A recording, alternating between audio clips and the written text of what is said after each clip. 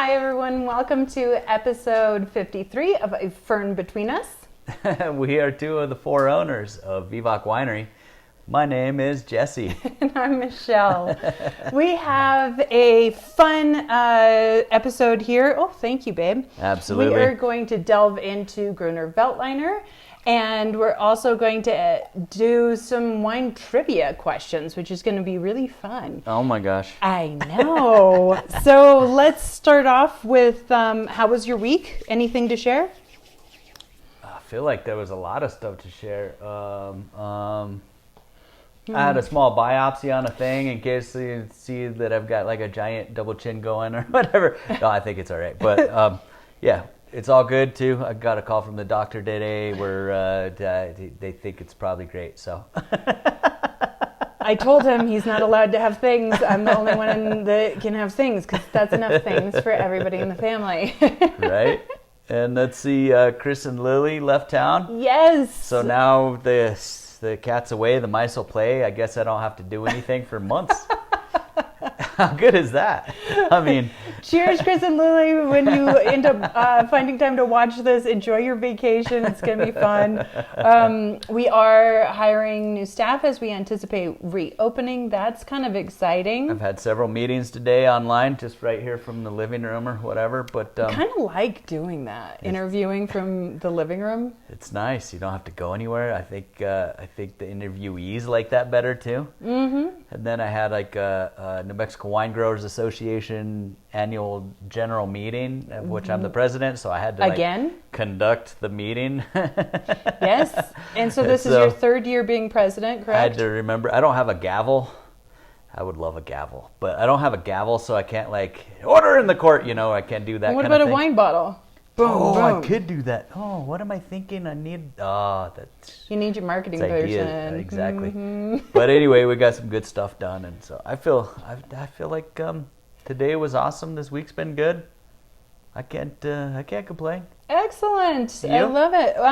Things are good. Last week I talked about the new normal ebook that I've been a part of. I'm part of the editorial team and also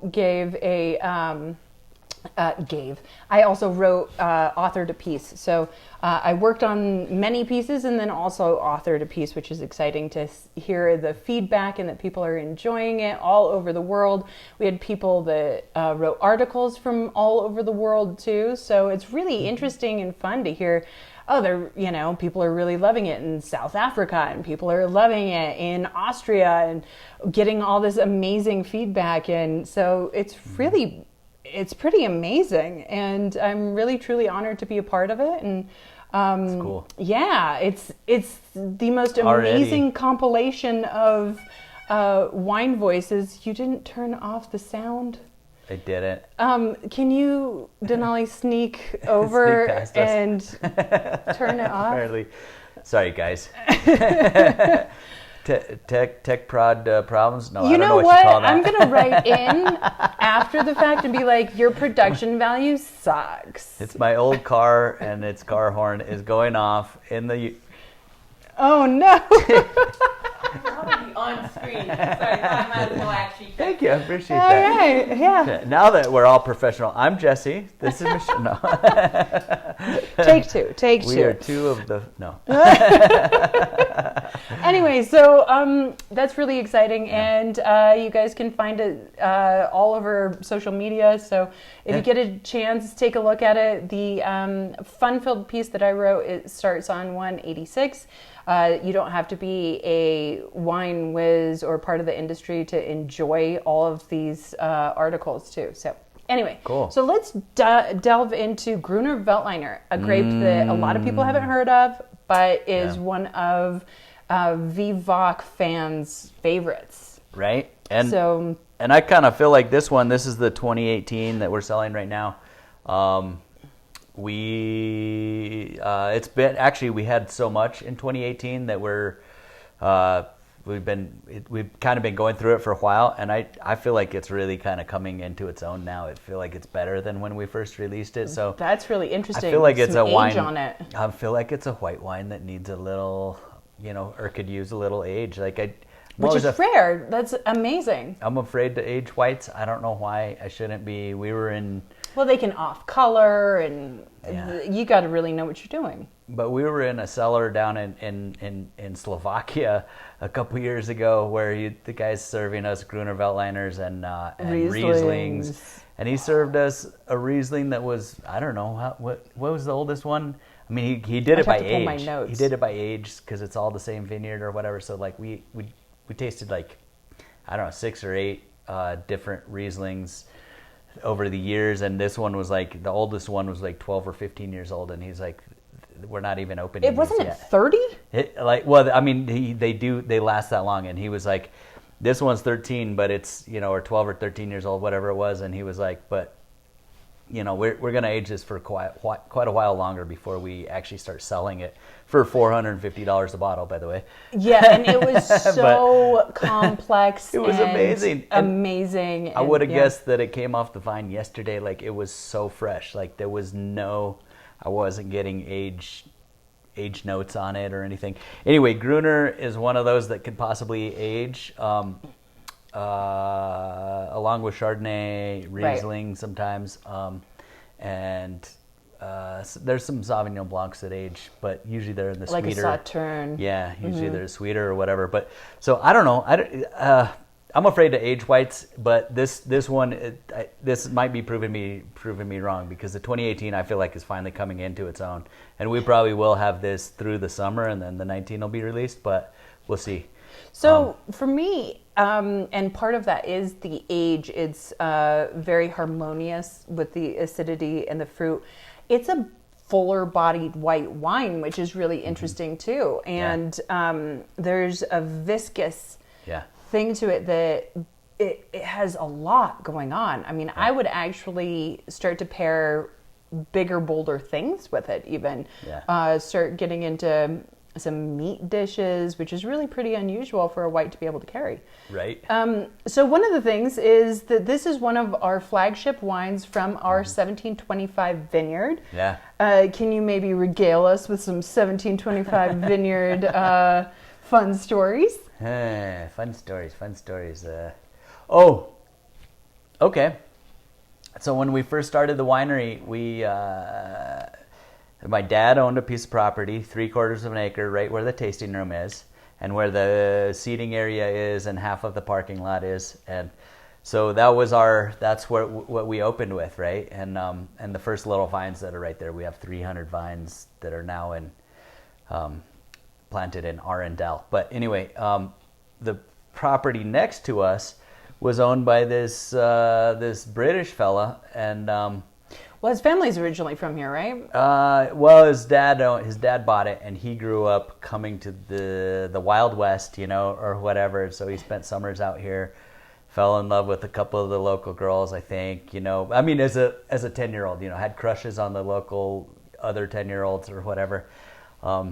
Some of which are still around, and I won't name. But anyway, not that they participated in his fantasies, but Whoa, this is getting not so that I know off his fantasies even. All but right, he would just let's just say anyway, this guy. So he thought fondly of his time growing up coming to Dixon, and he really was like kind of reluctant to like let the property go in a way. I think it was letting his dad go, or I don't know what, but he loves wine. He came out, or we had been communicating with him, hoping to like, hey, any interest in possibly selling one day, blah, blah, blah. We couldn't afford it, so we weren't in a total hurry, which worked well for him, I think. But he was also at one point getting some offers from Giant gas station. Oh, yeah. He had over the years had several offers, and he never really quite liked it, and he had a house, or a property sitter or whatever that was supposed to, a caretaker. He had a caretaker that lived there for free and was supposed to be taking care of it. He wasn't really doing a great job, to say the least, I guess. And then, so we came along and said, hey, listen, I would love to turn this into vines. We'll keep the house, the structure that's there. Fix it up, which is still in the planning. It is. And we're not getting rid of the structure, of course. It will be a B&B one day. I promise, or I I think so. I can't promise until we break ground on working on it, but So he came anyway, over. and he was planning to sell it to us, and then saw it and saw Dixon and saw the area, and he's like got nostalgic, and he's like, I don't know, guys, and we're like, no, please. We had lined up funding and everything, and eventually ended up with the property. But it did take really hanging out with the family. There were dinners with our family. I mean, he really had to become part of the family to finally relinquish it to us. Part of the contract was we send him a case of wine once a year or twice a year for 5 years. Like he just wanted to be part of it as we grew and expanded and stuff like that. So it was actually kind of like, it ended up being really sweet. We love the guy. He loves us. It was a really good move for all of us. But anyway, that's where the Groner is now planted. All of the new stuff, the Petit Verdot, the Gruner, the Riesling, what's going to be the Pinot Meunier vineyard. All of that is the 1725 vineyard, and it's part of the history of what we get to drink daily these days. Yeah, absolutely. And something that I realized as we were talking about this, a lot of people are interested in how it got named the 1725, and that is due to a competition that we held, because it got tiresome trying to name things. We had different labels, different wines, different all kinds of things, and you need to have input from other people. So we had a competition, and the person that ended up winning, he actually sent in, he was the local historian, and sent in all kinds of phenomenal information about the history of that land, the land there through Dixon. And 1725 is the date, the year the land was granted to the Spanish. So they started planting grapes, and that's how this area really got cultivated. Exactly, and So, it covers our land and in all the way up the valley into Dixon quite a ways. So, but that was the original land grant. Exactly. So, and the year was 1725, so we named it 1725 Vineyard. Yeah, so that's where that comes from, and that's perfect to lead us into the wine trivia section of our Q&A today. No way. Whoop whoop. All right, are you ready? Did you want to say anything else about making the Gruner or anything before we move on? Not really. I mean, if we're talking about Gruner itself, I just want to say it's kind of like, to me, it's a medium to, it can be a lighter style, but where we are, it's going to be a medium style wine all the way up to, like, we could make a big, like, Chardonnay style bomb out of it with oak and everything, but we don't. We kind of try to step it back towards the lighter style, but being a little bit warmer region in general compared to where other places Gruner's grown, it ends up being right in that Sauvignon Blanc kind of pocket. You can kind of, it's not super light, it's not super heavy, it's right there in the middle. And also, I feel like those kind of herbal, grassy notes that Sauvignon Blanc's really known for and has gotten such a following for, Gruner has those too, and really well-made Gruner actually really showcases those. Yeah. So I often have suggested using this in place of a Sauvignon Blanc. So I definitely think that. And that is, it took the place of our Sauvignon Blanc on our list. Yes, we had a Sauvignon Blanc that I was never totally stoked about from the southern part of the state. And the grapes are from the southern part of the state. We make everything here. Exactly. But I just never felt like I made a great Sauvignon Blanc from those grapes, and I don't know what the problem was. I have some ideas now, but it's going to take a couple years to suss out. But anyway, the Gruner has taken its place. We planted the Gruner in order to take the place of a Sauvignon Blanc on our list. So. Well, I think it's a good choice. I love it. All right, so our first question is, how many clusters of grapes does it take to make a glass of wine? A glass of wine. Oh, geez. Okay. I Googled this because... Oh, did you? Okay, great. I never remember this, but... Did they tell you what the acre production is? No. In what you Googled, or no? I wasn't looking for that. I was just looking for the 1-to-1 cluster... Okay. What did they say? So they said 1 cluster of grapes, generally speaking, makes 1 glass of wine, and 2.4 pounds makes a bottle. Okay. Do you agree with that?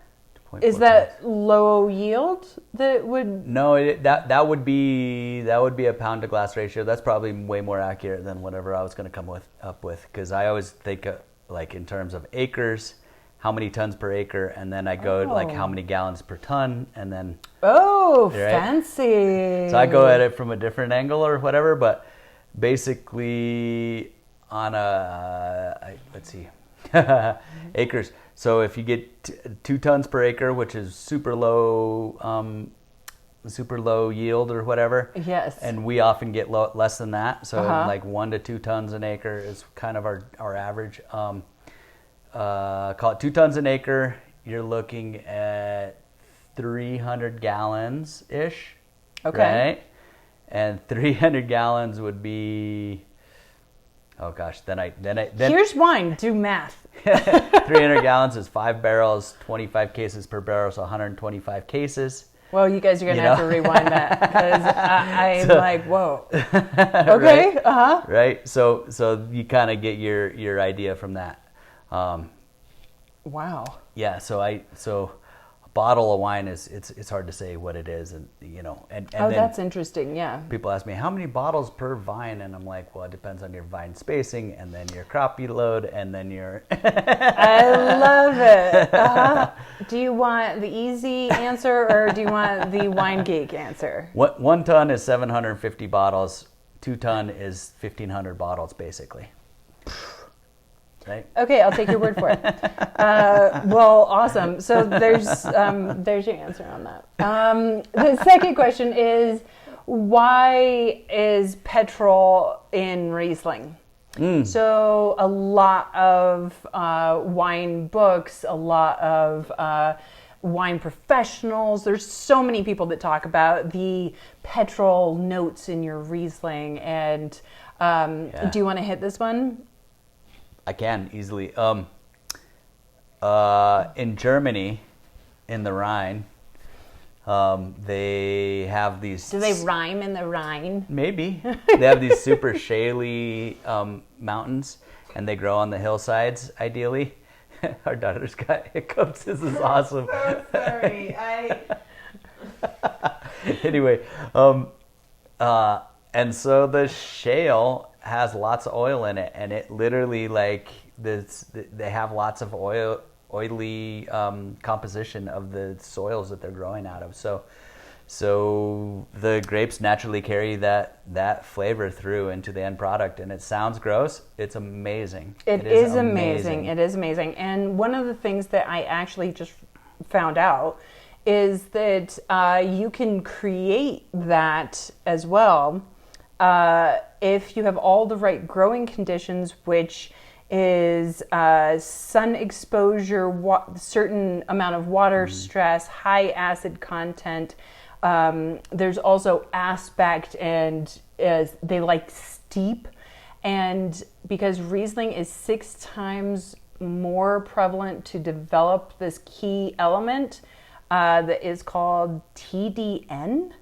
And I tried to find what TDN stands for, and clearly I didn't give myself enough time to research this. But like tridinitrate. No, I don't know. I know, right? But so it actually has 6 times more of the compounds in it during fermentation to create this petrol during fermentation, if it was grown in all these very specific ways. But so not necessarily grown not anywhere, though. They are claiming that if we had all those same things here in Dixon, like minus shale, that we could try to create elements of it.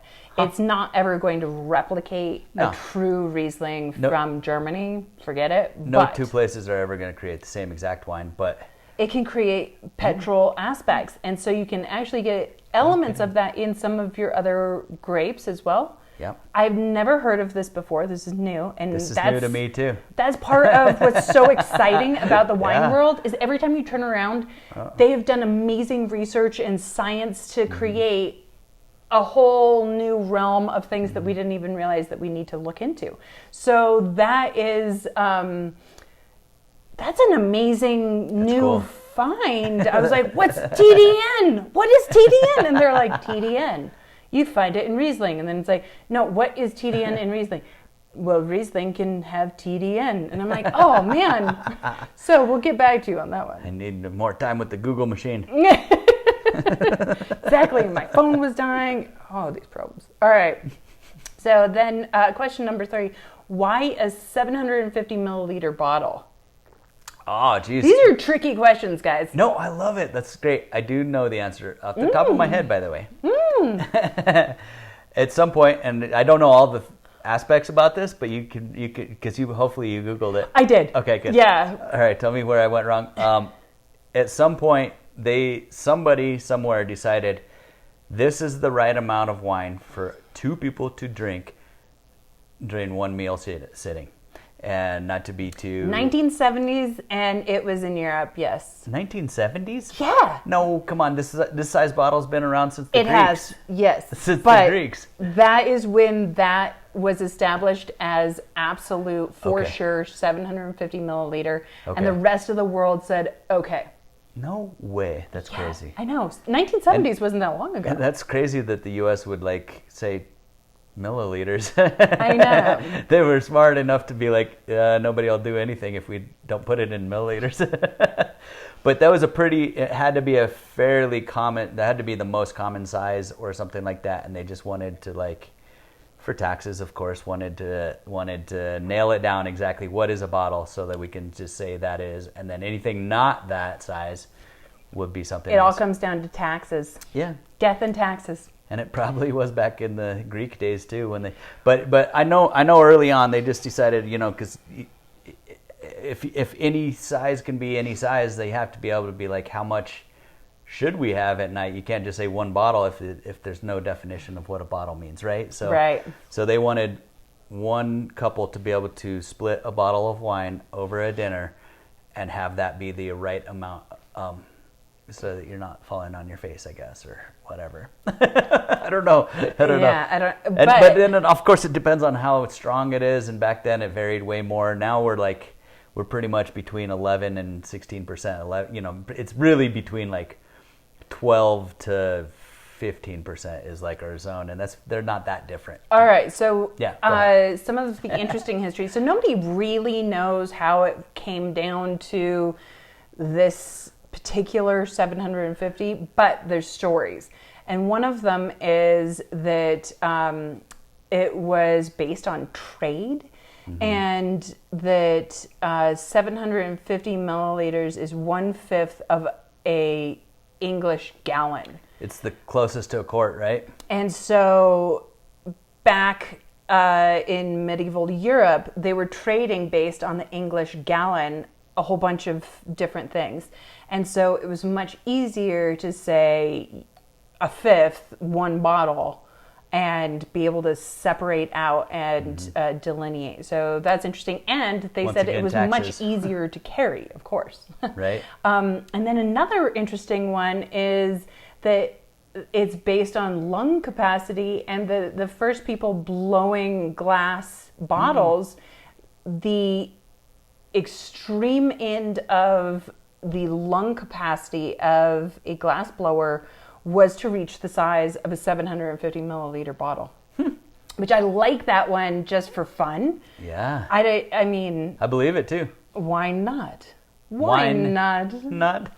And you know what? I actually thought of Chris, because Chris took glass blowing classes at Tulane, and I was like, oh, that's kind of interesting. Maybe we could get him to start up again, and then he could blow glass bottles just for fun. Right. I don't know.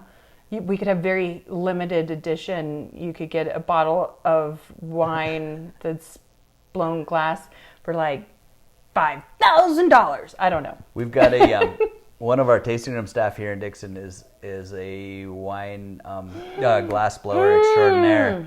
I mean, Sasha mostly doesn't do blowing. He does a little bit of blowing, but that sounds wrong. No, glass blowing. Sorry, he mostly does not. He mostly doesn't blow glass, but he does lots of torch stuff, but he does. But I don't know. Anyway. you guys are gonna make me in trouble here. No, it's amazing the stuff that he does, but you'll have to talk to him about it. Oh, Sasha, I'm really sorry. I'm guys. 12-year-old. I can't help it. I'm sorry. Okay. So another interesting point of the glass being. I'm sorry. I moved on. Why is the glass green? Oh, well, that's easy. Protection. I didn't know this. Yeah.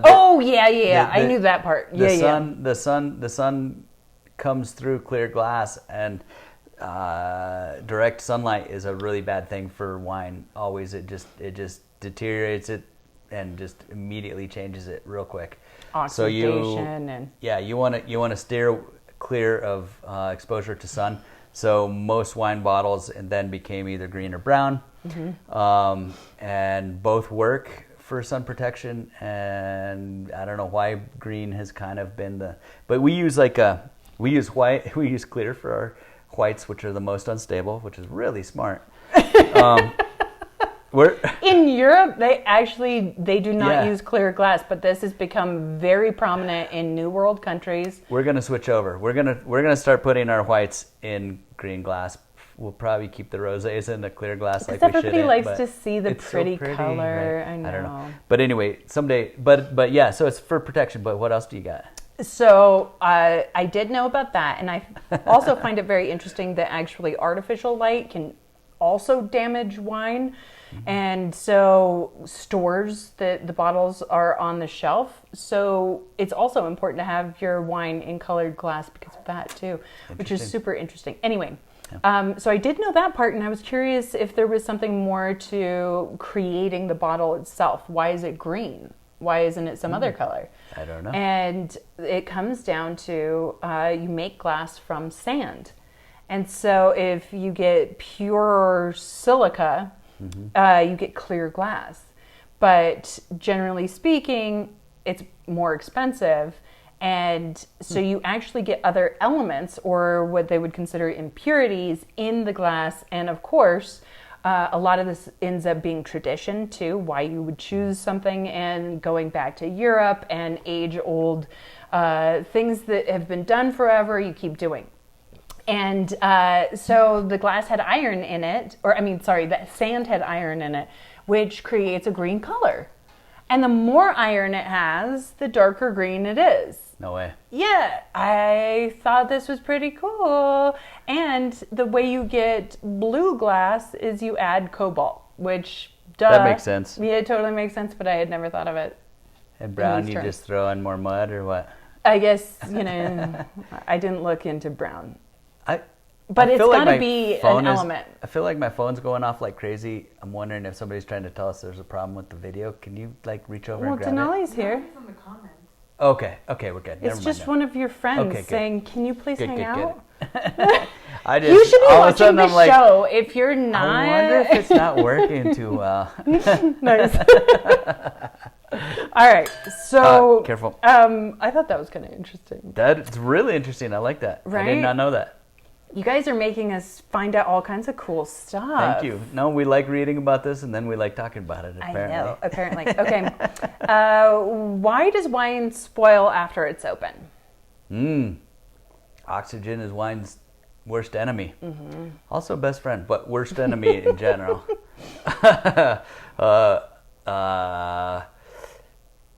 Just like when you bite into an apple or a piece of fruit, like an apple is a real good one, because you bite into it, set it down, it doesn't take 3 minutes before it starts getting that brown edges and blah, blah, blah. Stop flirting with Karen. God. Karen. No. Herbie. Jeez. Me too. Hey, Karen, come on. No. Karen. No. Hey, I swear.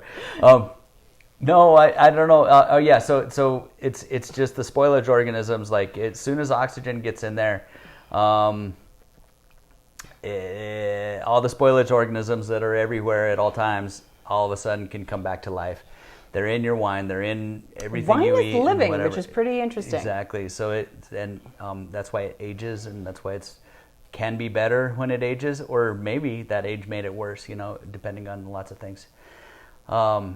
And so if you open the bottle of wine, it starts rapidly aging from that moment on, and that can be it's not what it's meant to taste. It's meant to taste like when you first open it, and within the first couple hours. If after that, it's unless you want to get into a more complicated discussion about decanting and aging, and maybe that should be its own episode about how to age and what it means to age and all of that. So that's a good call. Let's do one on that too. And I was actually just talking to one of our staff members about aging and figuring out how to know if a wine is meant to age and all of that stuff too. So actually I think that would be really good. But an interesting thing, so white wine, you really have a day, and a red wine, you have a couple of days. You should put it in the fridge to slow down that deterioration.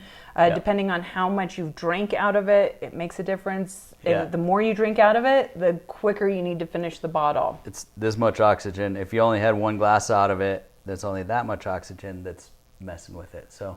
Yeah. So, but that's an important part. And another thing that spoils all the fun is this little tidbit that Denali actually found for me. And that is that in ancient Rome, women drinking wine was absolutely not okay. So you could legally, as a husband, as a man, you could murder your wife if you caught her drinking wine. Jeez. I would have been dead so long ago. No, you wouldn't have. I like drinking with you, is the thing. But, if I didn't like you, maybe, right? Moving on to the next wife. Got her drinking wine. What are you going to do? So, boo. But that's an interesting little historical tidbit. Why didn't they like women drinking wine in Rome? I don't know. You say? Yeah, ancient Rome.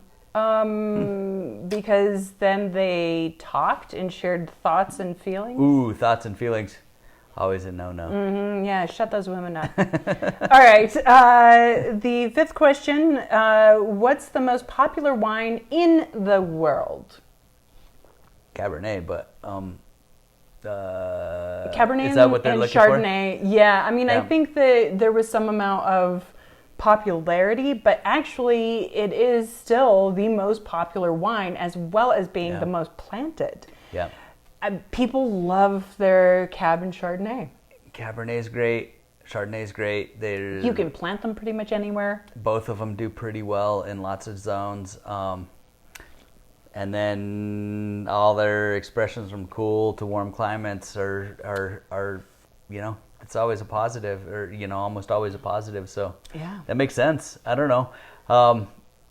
I love the Cabernet that you make. High altitude. It's from our Abbott vineyard. Yeah. It is so complex and interesting and fantastic. You're thinking fantastic. Cabernet Franc. We don't make a Cabernet from up north. Yes. Our Cabernet comes from down south. She's lying. I'm lying, and I obsessively like our Cabernet Franc. So. But our Cabernet too, we Cabernet get it. is very good too. I mean, even southern New Mexico is 4,000 feet. That's why the ancient Romans wouldn't let women drink. She's been drinking too much. No. But all of our wines do tend to have a higher acidity because we are higher altitude. We try to pick grapes early, pick our grapes earlier to have that higher acidity and stuff. I don't know. Yeah. But I don't know. I understand why those are the two most planted and most wines, but at the same time, there's no reason. I mean, they can get a little boring because everybody makes one, right? And so some of the things that blows my hair back are some of the other varietals. But I love Cabernet. Cabernet is amazing. Well, Chardonnay is amazing. Chardonnay is like an unspoken amazing. It's coming back. We're used to the big styles one. of Napa or whatever, but I like the Chablis style. It can be the lightest wine you've ever had, and it's amazing. Very delicate. And then a bunch of the champagne you drink is of course, Chardonnay. Blanc de Blanc. That's Chardonnay. Exactly. So another little tidbit is that it's I'm so sorry, I got totally distracted and then I lost my place. The Wine Spectator actually in 2020 selected a Rioja as the number one highest rated wine. Ooh. Which is kind of interesting that's the chart topper. And for a lot of people, Wine Spectator is really what they're kind of pacing the rest of the wine world off of. So that's kind of an interesting tidbit. And I have been saying for a long time, Tempranillo is going to be the next it grape. That speaks volumes. And New Mexico does really well with Tempranillo. So I don't know. To me, that's New Mexico's grape. Mm-hmm. So if we have one, that's it. Right? So I think that's interesting. Our last question is, which country has the best wine? All right, well, France will tell you it's France. The world of snobs will tell you it's France. The world will tell you it's Italy. The non-snobs, rest of the world will tell you it's Italy because they're the more approachable version of that. Italy's got 5,000 varietals of that they use alone. France is more specified than that. I don't know. God, there's so many. The country of New Mexico. The country of New Mexico is amazing. I don't know. What do you think? Well, so my thoughts before looking this up, I assumed it would be more based on ratings and some of the snobby things. Mm-hmm. And so I just assumed it was going to be France as well because of their long lineage of very highly respected wine regions and wineries. They were the first ones to get the strictest. Yeah. So they were the first ones to have more ubiquitous high quality wines. Yes, which is really interesting. Yeah. But they actually did a survey for this exact reason to find out what was the best. And they determined, they being wine, no, it was Drinks. What is that magazine? Get back to you on that. But it's something that I read fairly often. And it's actually Italy, like you were saying, because there's 21 different regions, really. Mm-hmm. And it's less expensive for really, really high quality wines. Yeah. And the travel experience is phenomenal. And so they added more things. The drinks business is a really cool magazine and online publication. Anyway, so I thought that was interesting that they were looking for a full experience for people, not just those collectors or what have you. Yeah. So that's kind of interesting. I personally love Italian wine. I love French wine too. Yep. But I would move to Italy. So. Right. Let's see. Anything else that maybe you wanted to throw in there or anything? I guess not for now. Just to... something that I had forgotten about, but I did want to say about Groner is in 2002, they did a similar wine tasting, blind tasting that put Napa on the map. Yeah. They did one, Janice Robinson. Jancis Robinson. Jancis. I'm lots of fun today. She's a master sommelier, written a bunch of books. So they did a blind tasting, and the Gruners actually outshone the white Burgundies of some of the most predominant houses. And that white Burgundies are Chardonnay, by the way. Yes. And so that actually started a movement of really respecting Gruner Veltliner. So that happened in 2002. So that's part of why you're starting to see them pop up a little bit more. So that's kind of fun. In the wine world, Chardonnay, Riesling, those are the first two premier whites. Sauvignon Blanc has also taken stage. Huge. But Gruner Veltliner is probably your fourth white that's like garners the most respect and accolade, or Yeah. whatever that is, the most prestige.